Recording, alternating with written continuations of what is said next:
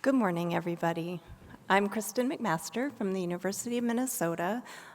Thank you so much, Marcia and Sonia, for that wonderful talk. I really enjoyed that. I'm not sure that I fully followed directions. I do have a research talk, but woven in with a bit of a personal story, a little bit of doctoral seminar, and so I'm not sure if Lynn would approve, but this is the only way I knew how to tell this story.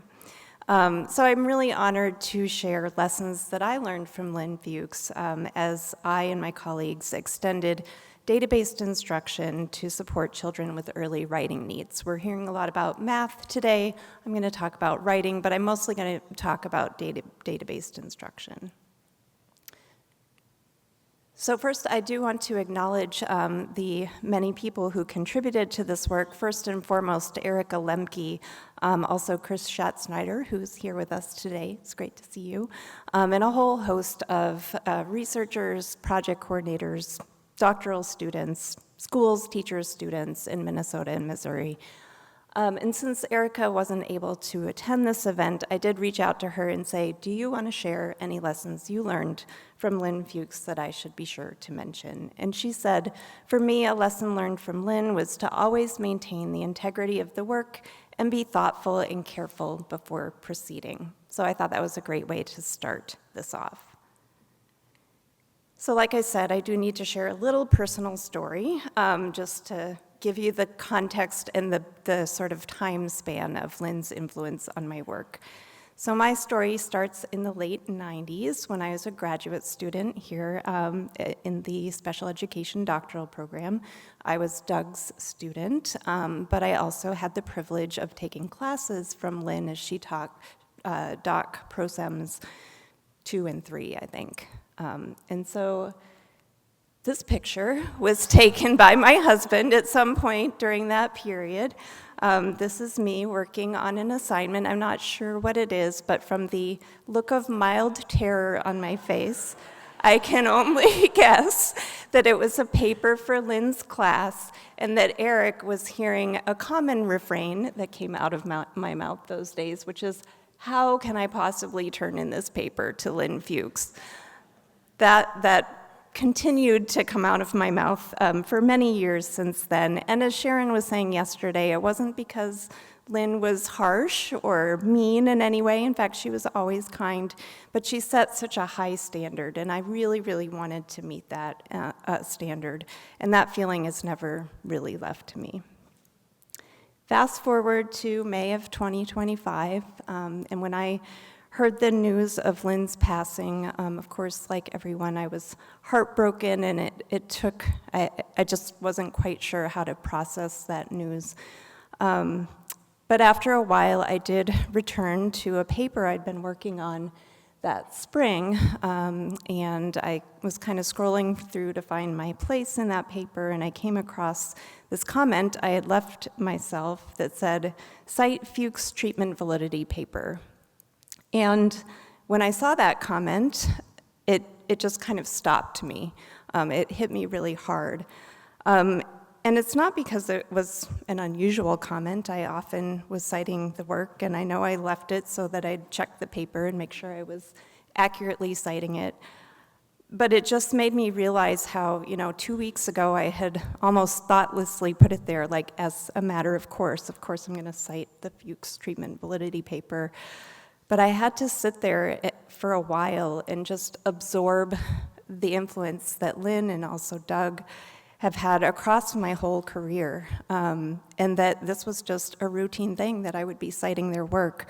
But that was so important, and I just felt this deep sense of gratitude, and it just meant a lot to me to see that comment. And of course, this is a paper that I was telling myself to cite, Treatment Validity, a Unifying Concept for Reconceptualizing the Identification of Learning Disabilities, published in LDRP in 1998. When I first read this paper, it was just such a compelling argument, I thought, and some of the best thinking I've ever heard throughout my career on the identification of learning disabilities, and clearly it was still influencing my work as I wrote this paper on responsiveness to writing intervention. So I've told you the beginning of the story, and I've told you a later part of the story, but probably the most interesting part is the middle, which was about a 10-year span in which Erica Lemke and I were doing this work on DBI TLC, which is a professional development program for teachers to support their implementation of DBI in early writing for kids with intensive early writing needs. And we had two projects, one to develop and then one to test the efficacy of that DBI TLC program. And the first Goal 2 IES grant took us 4 tries to get, and Lynn supported us every time. We kept asking her to be on our advisory panel, and she gave us letters each year, 2009, 2010, 2011. You can see her signature gets a little shorter, like she was like, okay, guys. But she supported us every time, and we finally got the grant, and she was on our advisory panel. And then she did stick with us for the next one, which only took 1 try, which was fortunate because I don't think it would have gotten funded past 2016. And also, it wouldn't surprise you that those letters came within hours, if not minutes, of us requesting them. So I'm going to tell you about that work. We did develop DBI TLC to support teachers to deliver data-based instruction in writing. What it is it's a set of tools, assessment, intervention, and decision-making tools, learning modules to teach teachers how to use those tools, and coaching to support them in the process. So we developed it, we tested it, we showed that it was feasible and could be efficacious for children. We have a website, and I'm going to share with you about this project. And the way I'm going to do that is I have my original slide deck that I always take out, like if I'm going to do a research talk or prepare teachers to do this process. I have my trusty slide deck that has a series of slides that we use to explain what DBI is. Stan Dino always said we all have one slice of bologna, or piece of bologna, we just slice it different ways, and this is my piece of bologna. So I show this a lot, but what I'm gonna do with it today is intersperse it with the formative paper or source from Lynn and a quote that leads to a lesson that can be derived from Lynn's influence on this work. And again, it was sort of uncanny to me as I went through that bologna slide deck that pretty much every single slide could be mapped to something that Lynn guided us to do. So I always start with, what is data-based instruction? Well, it's a framework for delivering intensive, individualized instruction. It's not a curriculum, it's not a single assessment, it's not one intervention, it's a framework, and it can be used in any subject area. In this case, we use it in early writing. And what I really wanted to do with this whole IES-funded series of studies is to basically replicate one of these early elegant RCTs that Lynn, Stan Dino, and Phyllis Merkin published in 1984. So she had done this beautiful study, 39 special ed teachers assigned randomly to either use CBM to inform their instruction with kids in special education, or to use their typical evaluation methods. And so this very elegant study clearly showed that when teachers did this process, it improved their pedagogy and it also improved student outcomes. And I was always just sort of amazed that she did this so early in her career, and it just, to me, seemed like an excellent study to try to replicate.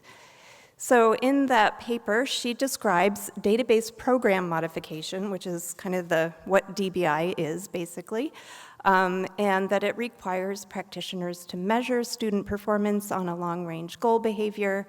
With those measures should have demonstrated psychometric and edumetric adequacy, and then teachers need to adhere to a strict data utilization rule that dictates when instructional change is to be introduced. So she describes this process very clearly and then goes on to show that it works. Now, when I was a doctoral student, Lynn was always giving us models and templates of how to write an abstract or how to write a technical paper. So once again, I think the lesson here is that you should follow a good model. We had a good model in the DBPM model, as she describes it. We had a good model in the study that she conducted, and this lovely person was a model scholar to follow in this work. So the piece of baloney goes on to say, step one in the DBI process is that we should establish the child's present level of writing performance. And that requires general outcome measures that have evidence of reliability and validity. So very early in our careers, both Erica and I were developing these early writing measures that we collected data on to establish that they could produce reliable scores from students, that they related well to more standardized measures of writing so that they could be presented as general outcome measures. And we looked to make sure that they were sensitive to growth over short periods of time. And this is actually what really motivated us to do the next step in this work, because teachers loved these things. They liked giving them to their students. Oftentimes it was the only thing they had in early writing, and sometimes they told us this was their writing instruction. And that's not what that was meant to be. This was supposed to inform their instruction over time.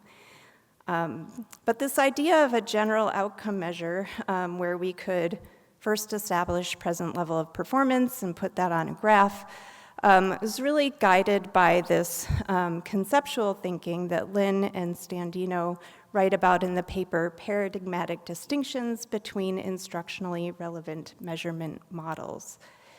And in that paper, they describe general outcome measurement as bridging the traditional psychometric and less conventional observational assessment paradigms that were often used to make instructional decisions, because this approach would allow both the planning of instruction and evaluating the effects of that over time.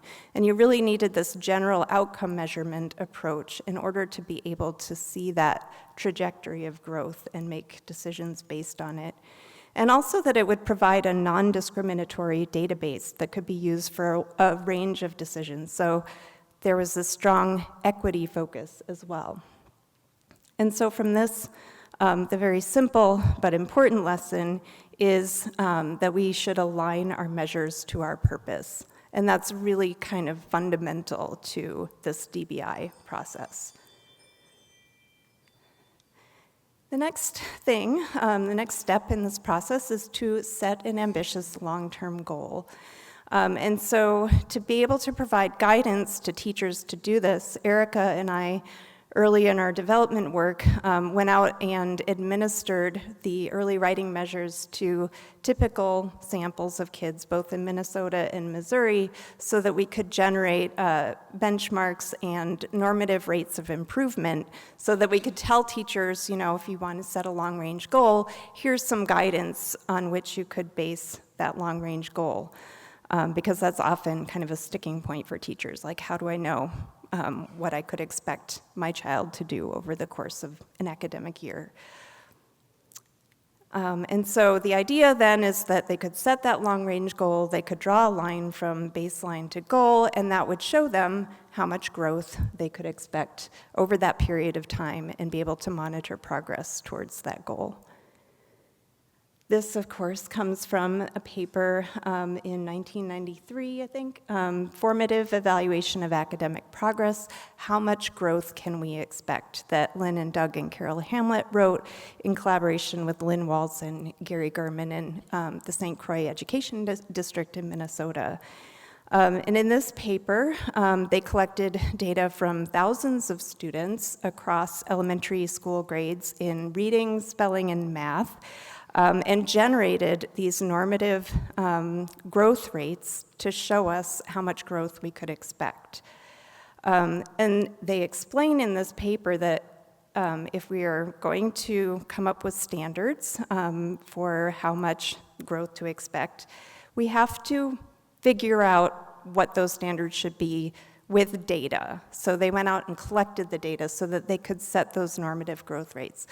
Not only did they do that, though, but they provided guidance so that if schools or districts wanted to set their own norms, they could use this essentially as a heuristic to do that themselves. And in fact, recently I was at a Minnesota School Psych Association conference, and somebody was talking about this paper and how they were going to use it to set their local norms in their district. But the message I took from this paper is you don't just come up with those standards, you don't just pull them out of the air, you have to establish them empirically. And she did that and gave us a way to do it as well. So then step 3 is to implement high quality instruction with fidelity. And to do that, you need research-based instruction that target the specific skills that are needed for a child to succeed in the general education curriculum. So Erica and I and our teams did a best evidence synthesis, which we learned to do from Lynn, on the early writing intervention research to find those research-based early writing instructional methods that we could use in our work with teachers. And so we found that research. From there, our graduate students developed lesson plans and materials so that teachers would have a set of mini lessons that they could then match to their students' individual needs.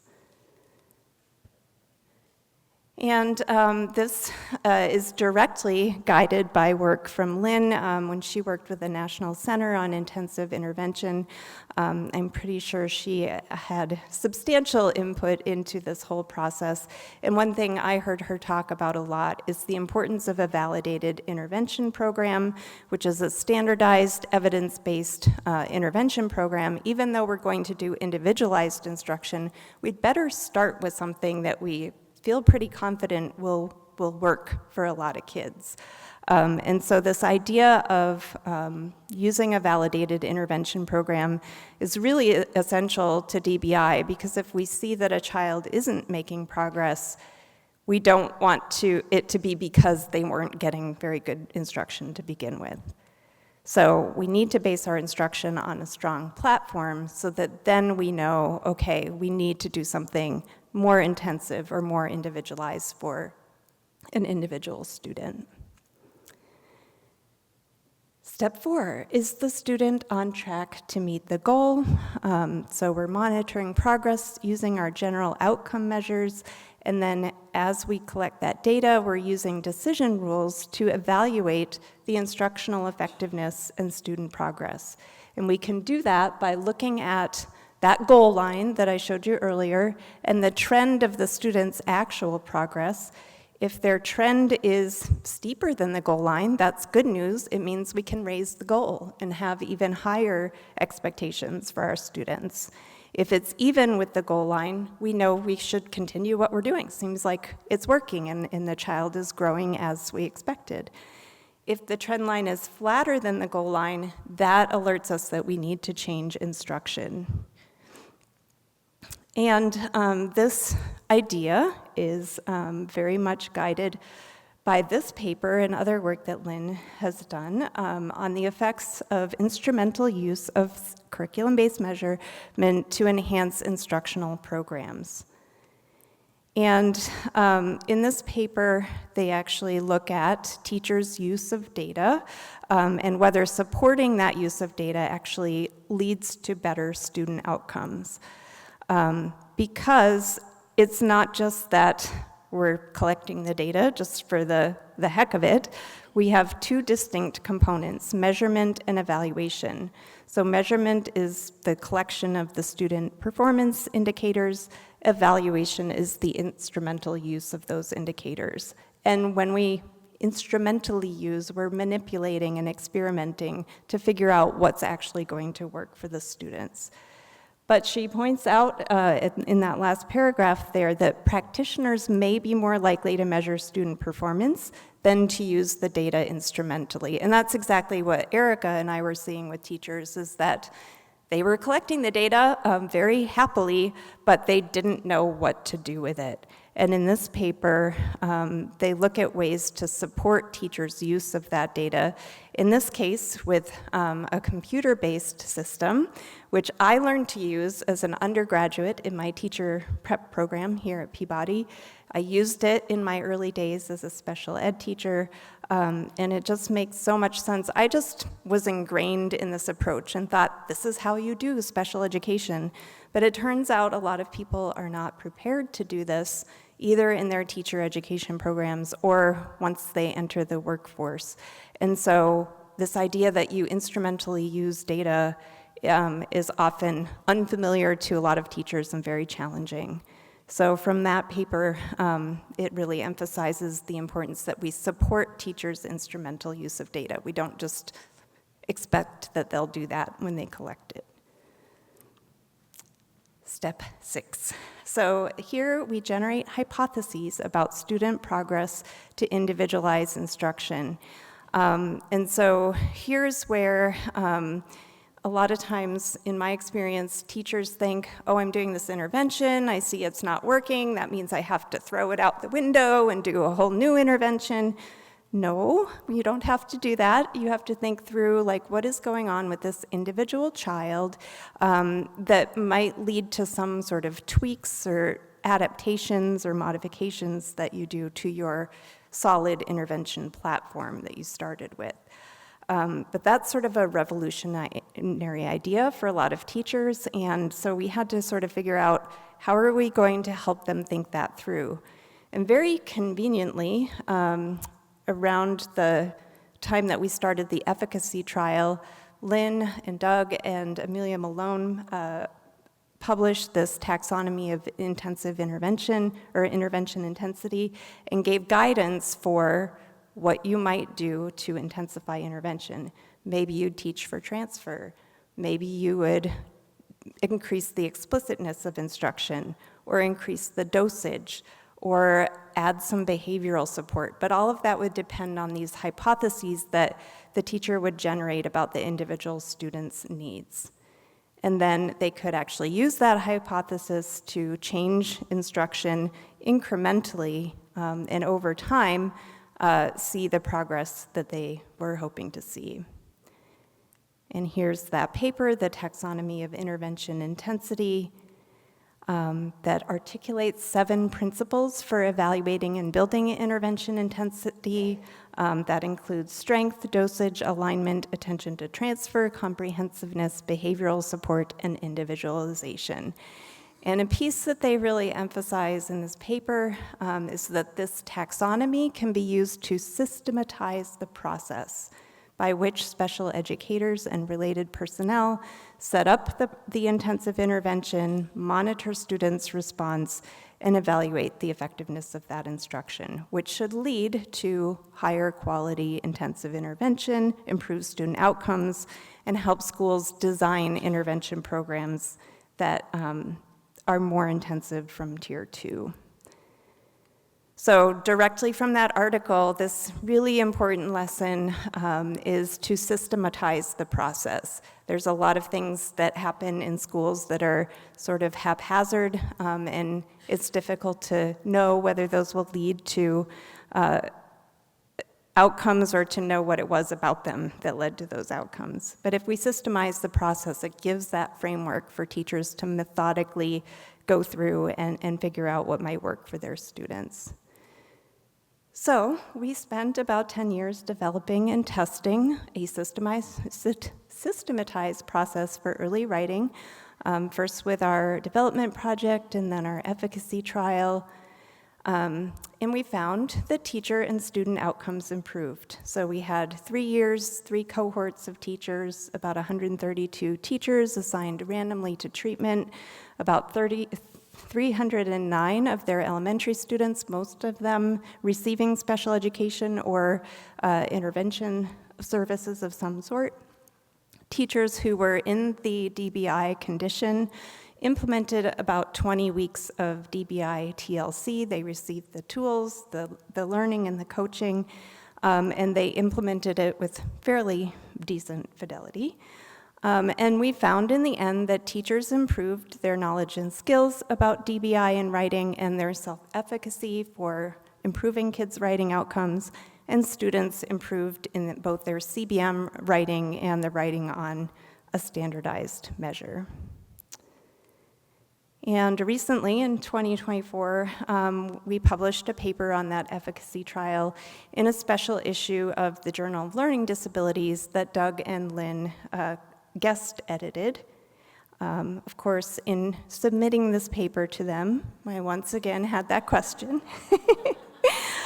And I mean, you have to do this sort of humbly because in 1984, she told us so. Yes, it works.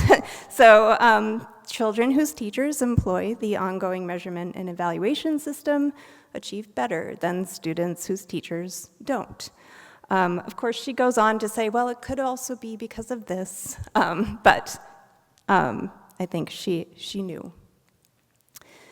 Now, more recently, there's a paper that reviews all of the DBI literature and recognizes the effort that it takes to help teachers implement this in their classrooms, that it's not for the faint of heart, and that it takes a significant amount of resources. And so we're not done yet because it's really hard to get this from research into practice. And the paper notes that this research program requires sustained focus over the long haul, but that lessons learned from the CBM DBI literature provide direction for effecting such a change and improving special education practice at scale. So some of those lessons that provide direction I've shared with you today. Be thoughtful and careful before proceeding. That's Lemke's contribution. Follow a good model. Align your measures to your purpose, establish your standards empirically, base instruction on a strong platform, support teachers' instrumental use of data, systematize the process, and figure out how to bring it to scale. And each of those has a citation spanning 1984 to 2021. And it's a fairly coherent instructional manual for us to continue this work. So these weren't just one-off studies, but really a clear set of both evidence for the process, but also guidance for how to do it. So then, speaking of next generations, I've been so fortunate to have a little powerhouse of graduate students and postdocs who've really just adopted this work as their own and have been doing really innovative things that I never could have done by myself. This is just a few examples, looking at teachers' instrumental use of data with these really cool longitudinal methods, responsiveness to DBI. So once kids are getting intervention, how do we understand how they're responding to that intensive writing intervention? And then sustainability, which is a really important component of like, how do we get this into practice and make it stay beyond the research? And more will come. So here's just a few photos of the many scholars who are influenced by Lynn and Doug. That gives me a lot of hope that this work will continue. And there's the very tiny portion of the 500 publications that by themselves made such a huge impact for me. That is all.